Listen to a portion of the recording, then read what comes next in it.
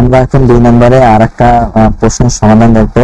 যে আমাদের প্রশ্নটি এখানে বলা আছে, যদি আমাদের প্রশ্নটি এখানে বলা আছে কি, যদি বেগ প্রবাহ প্রদত্ত হয় কিউ ভেক্টর সমান X I vector minus Y into J vector হয়, তবে স্রোতরেখা নির্ণয় করো। তাহলে আমাদের এখানে কি স্রোতরেখা নির্ণয় করতে হবে এবং 1,1 বিন্দুগামী হলে আমাদের স্রোতরেখাটা বের করতে হবে।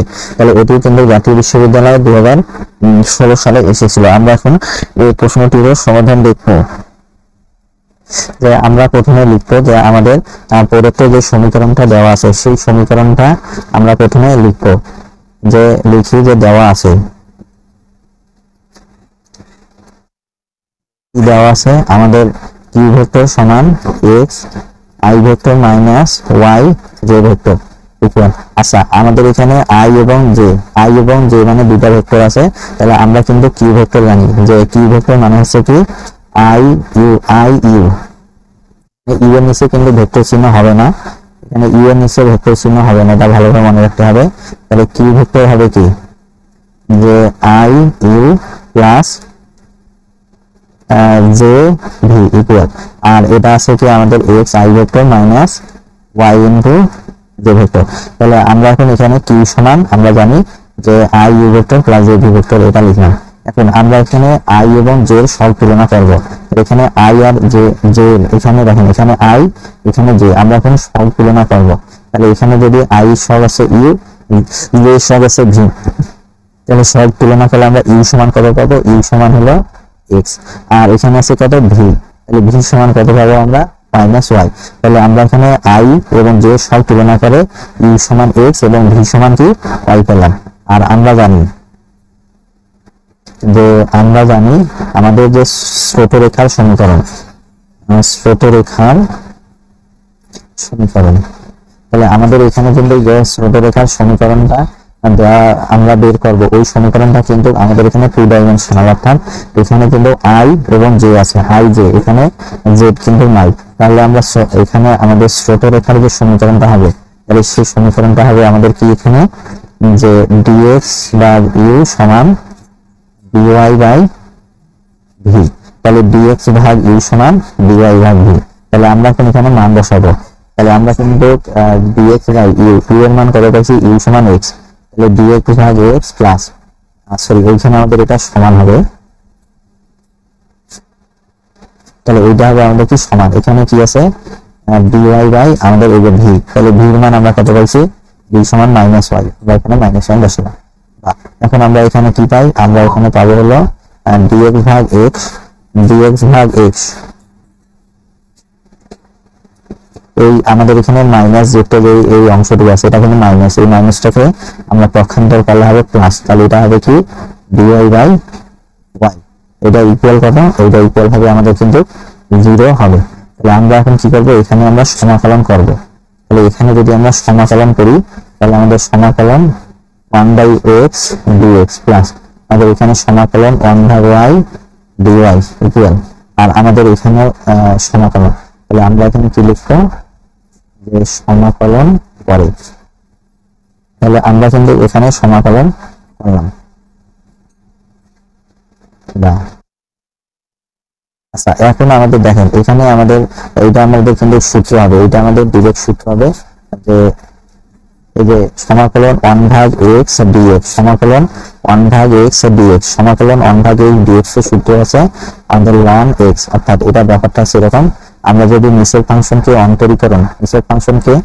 অন্তরীকরণ করে যদি উপরে পাই, তাহলে আমাদের ওই সমাকলনটার উত্তর হবে ln নিচের ফাংশন। আর বলতেছি যে আমাদের নিচের যে রাশিটা থাকবে, নিচের রাশিকে বা নিচের ফাংশনকে আমরা যদি অন্তরীকরণ করে লবে পাই, নিচের ফাংশনকে অন্তরীকরণ করে লবে পাই, তাহলে এইটার সমাকলন হবে হলো ln ইনটু আমাদের এইখানে যেটা থাকবে সেটা, অর্থাৎ আপনারা এটা সূত্র মুখস্থ রাখেন, সমাকলন 1 ভাগ x dx, এটা মানে হচ্ছে কি ln x। আর এই অনুরূপ ভাবে আমাদের এখানে আছে সমাকলন 1 ভাগ y dy, তাহলে এই পুরো অংশটা একটা মনে করেন সূত্র, তাহলে এটা কার সূত্র, ln y ইকুয়াল। তাহলে এখানে আমাদের 0 সমাকলন আছে, তাহলে আমরা একটা সমাকলন ধরবো, যেহেতু এখানে ln নিছি, এখানে ln নিছি, তাহলে আমরা এখানে একটা সমাকলন ধরবো, এখানেও ln চিনলাম। তাহলে এই যে এইখানে আমাদের আছে ln x plus ln y, তাহলে এই দুইটাকে আমরা একসাথে লিখতে পারি ln xy, ln xy equal ln c। এইটা কিন্তু আমাদের একটা সূত্র হয়, যে মনে করেন সূত্রটা এরকম ln a plus ln b। তাহলে ln a plus ln b সূত্র আছে কি ln a b। তাহলে ln a plus ln b সূত্র আছে কি ln a b। তাহলে আমরা এখন উভয় পাশে এই ln আর এই ln কেটে দিতে পারি। তাহলে আমাদের এখানে কি থাকে xy equal c, xy equal c। আচ্ছা, আমরা যে এখানে xy ইকুয়াল c পেলাম, xy ইকুয়াল c, তাহলে অতএব xy ইকুয়াল c এটি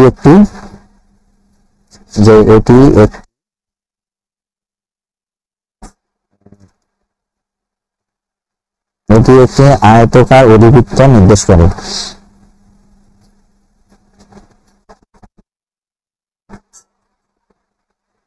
আচ্ছা, তাহলে আমরা এখানে কি পেলাম, যে আমরা এখানে পাইলাম হলো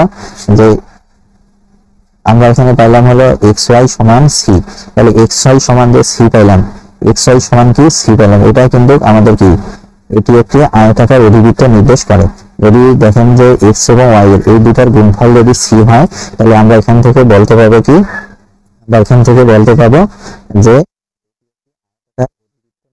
এখানে কিন্তু প্রশ্নটা এভাবে বলতে পারতো যে একটি দ্বিমাত্রিক প্রবাহ q সমান x i vector minus y j vector এর স্রোতরেখা নির্ণয় করো এবং দেখা যায় এটি একটি আয়তাকার অধিবৃত্ত নির্দেশ করে।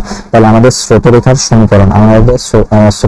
সমীকরণ হতো এটা, এবং এইটা থেকে আমরা সিদ্ধান্ত নেব এটা যে এটি একটি আয়তাকার অধিবৃত্ত নির্দেশ করে। এখন আমাদের এখানে বলা ছিল যে 1,1 বিন্দুগামী স্রোতরেখার সমীকরণ। এখন আমরা এখানে লিখব যে ইহা যদি 1,1 বিন্দুগামী হয়, ইহা যদি আমাদের 1,1 বিন্দুগামী হয়, তবে আমরা সমীকরণটা কি পেলাম বলেন, xy সমান c পাইছি। তাহলে বিন্দুগামী মানে কি, অবশ্যই চলক দ্বারা এই বিন্দুটা সিদ্ধ হবে। তাহলে আমরা এখন এই x আছে যে এখানে, তাহলে এই xটা হবে কি 1 বা, তাহলে এই x কে সিদ্ধ করবো আমরা 1 দিয়ে, এই y কে সিদ্ধ করবো 1 দিয়ে। এখানে হবে 1 × 1 ইকুয়াল c না। এখানে আমরা যদি 1 আর 1 গুণ করি, তাহলে c সমান 1 আর 1 গুণ করলে 1। তাহলে আমরা এখানে c এর মান কত পেলাম 1। এখন আমরা c এর মানটা এই যে মনে করেন এটা আমরা সমীকরণ দিলাম। এখন আমরা এই c এর মানটা একে বসাবো, তাহলে c এর মান একে বসাই। তাহলে আমরা c এর মানটা যদি একে বসাই, তাহলে xy সমান কি ছিল c, বা xy সমান এইখানে আমাদের c এর মান আছে, এই c এর মান কত পাইছি আমরা 1। তাহলে xy সমান 1 পাইলাম। তাহলে অতএব আমরা এখন লিখে দেব যে স্রোতরেখার সমীকরণ। তাহলে আমাদের এখানে স্রোতরেখার সমীকরণ কি পেলাম, যে xy সমান 1।